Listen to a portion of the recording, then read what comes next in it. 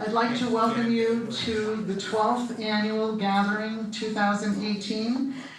And we coincide that with the celebration of our 150th year as a college. So you see our Don Falon.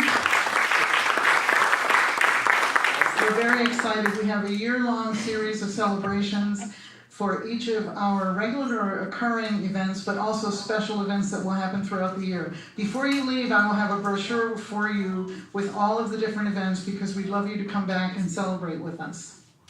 Now, my first order of business is to introduce you to our very new president. Dr. Tracy Brundage began as Keystone's 11th president on Monday of this week. So we're delighted to invite her.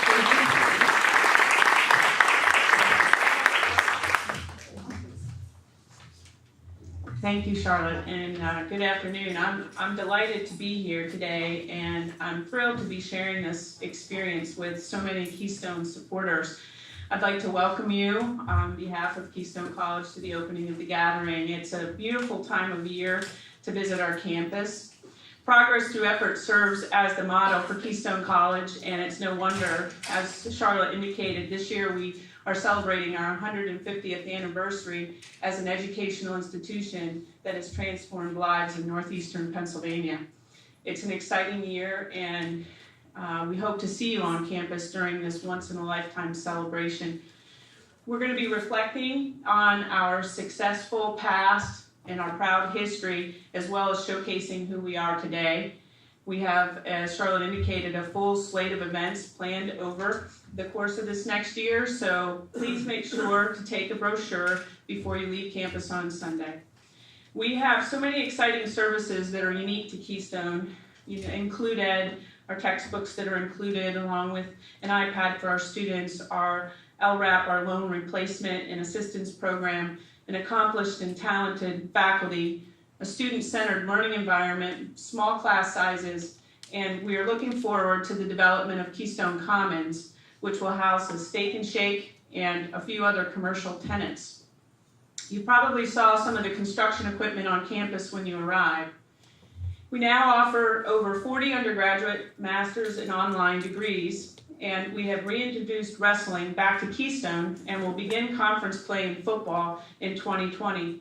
Football serves as our 22nd varsity sport. I hope you get the opportunity to fully experience the Keystone College campus during your stay here. We're proud to be kicking off another year of the gathering, an event that calls to preserve and develop a great conversation. For some of you, this might be your first time attending, and for others, this weekend represents a homecoming, a weekend set aside each year for celebrating imagination and creativity. I want to thank all of you for making space in your lives for Keystone College and for each other. Truth is at the center of this year's gathering, and we are bringing the thought leaders from a variety of disciplines to approach the concept of truth from different perspectives. It should prove to be an eventful and thought-provoking weekend. I would again like to thank Charlotte Ravioli and the gathering team for putting this year's program together.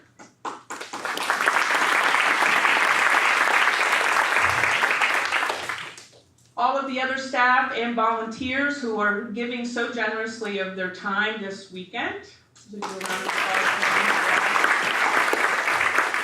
And I would especially like to thank Suzanne Fisher-Staples for all that she has done to bring this event to fruition.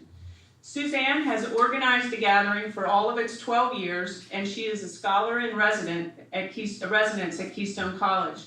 We are so fortunate to have someone like Suzanne in our Keystone family. Her creativity and her ability to connect has helped us build this incredible program that has continued to grow in popularity. Thank you again, Suzanne, for everything.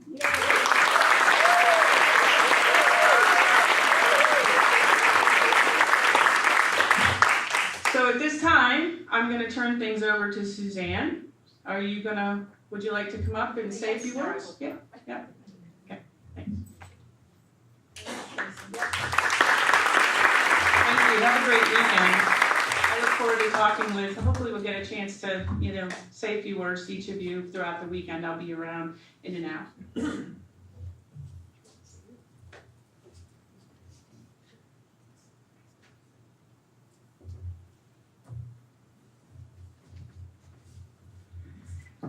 Good afternoon.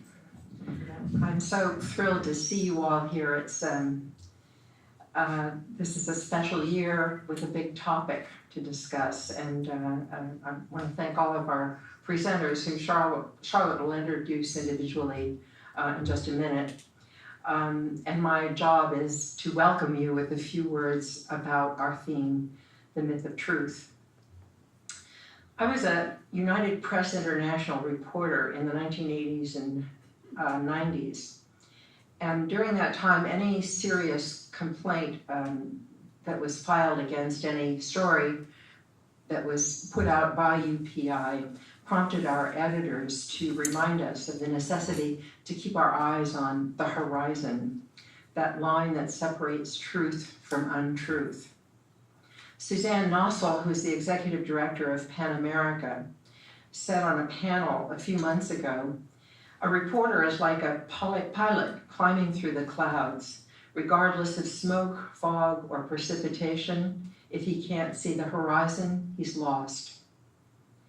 We reporters hold this in our minds every day. Regardless of personal views, we're committed to reporting facts and to choosing neutral words in writing our news stories to filter out bias to whatever extent it is possible. In those days, we were aware that the credibility of our news agency, our newspapers, radio, and television stations depended on living by the journalist creed that was written in 1914 by Walter Williams, who was the founder of the journalism school at the University of Missouri. It still hangs on a brass plaque in the National Press Club in Washington, D.C. We were keenly aware that we held a public trust, one of the things that Walter Williams named, that we were arbiters of truth in what people know about the world. We enabled our government to do its work, which depends on everyone having access to and respect for relatively the same information. And the authors of the Constitution of the United States intended that a free press should oversee the separation of the three branches of government, an intention that is aimed essentially at upholding the democracy. Many news people still do hold these overarching ideals for the press, but many of them can't resist retaliating by focusing on the other side of the story. And many of the companies they work for demand an adherence to the party line of one side or the other. With a government disparaging the most highly regarded news organizations in the country, many people find it hard to decide what to believe. It's harder to know just what the truth is when the official government line is so squishy and often blatantly untruthful. When Fox News, which carries 60% of the news audience in the country, reports everything the government proclaims as truth and everything the more moderate media report as fake news. Yet, in the need for public to have access to the truth and the trust in the media remains just exactly the same today, probably even more so than it did at the time of the penning of the Constitution. A number of things have skewed journalism's focus on truth. Perhaps the first important impact came from the monetization of the news, which of course began at the outset of the news. First print, later broadcast media companies began to be purchased by larger companies which combined and gobbled up national news chains, then added book publishing and the internet, so that public media became ever larger and more powerful corporate entities, wielding an ever greater influence on what people believe. This power enabled newspapers to demand the owner's political philosophy should be reflected in the news its staff collects and distributes, resulting in various mixes of propaganda and fact. And of course, needless to say, they have more money at their disposal to do exactly that. A second great impact came during the election of 2016, in which the idea of alternative facts and alternative truths came to be one of the most often repeated memes in the current government and beyond. The danger to democracy because of the failures of the news media to earn respect by dealing primarily in the commodity of truth is now critical and perhaps irreversible. This year, the gathering has chosen not to invite any specific political voice or point of view to join our conversation about the myth of truth. Instead, we trust our presenters, who come from very many different backgrounds and disciplines, that each of them will weigh in, because this skewing of truth affects all of us: artists, scientists, mathematicians, musicians, educators, students, readers, writers, humorists, citizens, in most areas of our everyday lives as well as our work. People have argued about the truth for millennia, really millennia. Back in the 5th century before the Common Era, an epic disagreement arose between the Greek writer and geographer Herodotus and Thucydides, his contemporary, who was known as the father of history. Herodotus and Thucydides, their philosophies and methods of distributing what they believed to be the truth differed. They both believed understanding what came before can help us avoid old mistakes.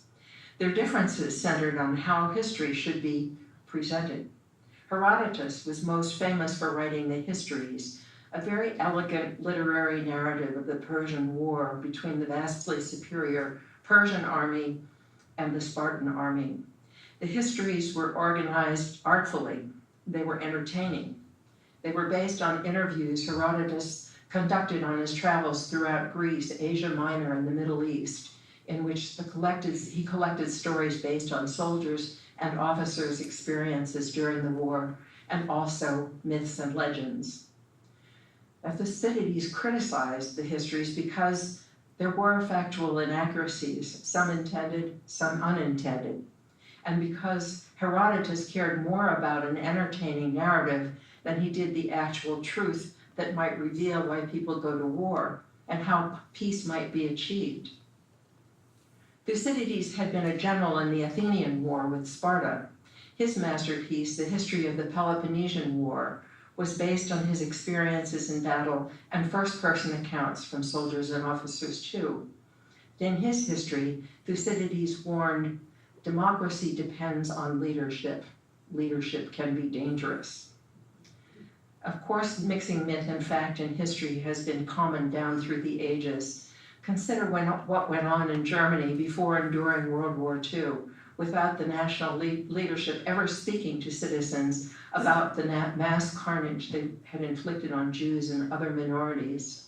Stalin and a long line of leaders in Russia and the Soviet Union educated generations with revisionist history. Consider the history of Persia, contained in an epic poem, the Shahnameh, or the Book of Kings, written by the Persian poet Ferdowsi in the 10th century. The Shahnameh covers the history and culture of Persia from the creation to the invasion of Persia by the Islamic invaders in the 7th century. It's comprised more of myth than actual fact, and is still revered and studied in Iran and other areas influenced by Persian culture. For example, the state of Georgia, the state of Azerbaijan, as well as Turkey and Afghanistan. The modern history of what we now know as Iran was revised through its existence as each ruler destroyed the vestiges of his predecessors. The Ayatollah Ruhollah Khomeini ordered the death of 10,000 followers of the Shah of Iran after he was banished during the Iranian Revolution that began in 1979. Our own government has obfuscated many inconvenient truths about the formation of Israel and the systematic subjugation of the Palestinian people, about the genocide of Native Americans as we confiscated their land and banished them to preserves, many of which we decided later to confiscate as well. What we see today with our government controlled by people with, at best, a squishy idea of truth, politicians lying and squabbling and shaking the foundations of democracy, it's nothing new. But what it has done to the great shining ideal that created this nation of laws made by a government formed of the people, by the people, and for the people is in grave danger. and too many of us have lost sight of the horizon. I hope Americans are getting the idea that if we violate our public trust by messing with truth, it's at the peril of democracy, but also our jobs, our relationships, our integrity. This weekend, we'll discuss the nature of truth and how, at its best, even in science and mathematics, truth is indeed elusive. So welcome everyone from my heart, from all of our hearts here, to the Gathering 2019. Welcome to the Myth of Truth.